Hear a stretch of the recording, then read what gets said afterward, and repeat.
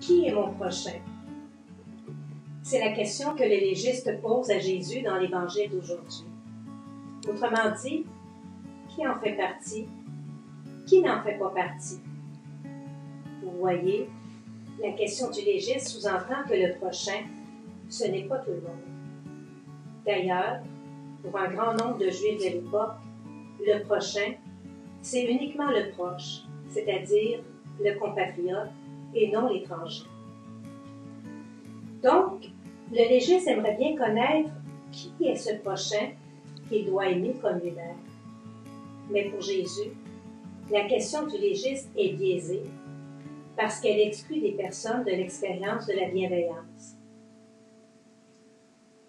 Jésus va alors renverser habilement la question du légiste avec sa fameuse parabole du bon samaritain.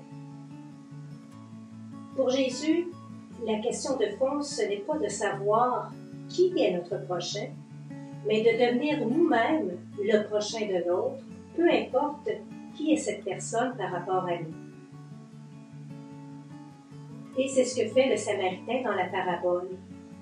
Devant l'homme blessé, devant cet homme qu'il ne connaît pas, le Samaritain ne se demande pas « est-il mon prochain ?» Il ne se pose pas cette question pour discerner s'il doit agir ou non en sa faveur. Pour lui, ce qui importe plus que tout, c'est de devenir le prochain de l'autre.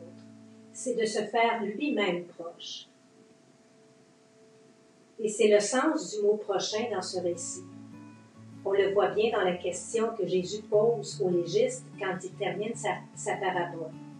Il lui dit « Lequel des trois, à ton avis, a été le prochain de l'homme tombé aux mains des bandits? » Ce prochain, ce bon Samaritain, cet hérétique que les Juifs détestent, cet étranger qui agit avec miséricorde comme Dieu le fait, c'est aussi lui que le légiste doit aimer comme lui-même.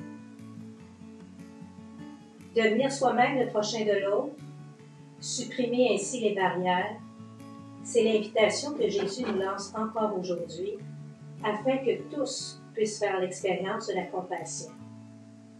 Va, et toi aussi, fais de même.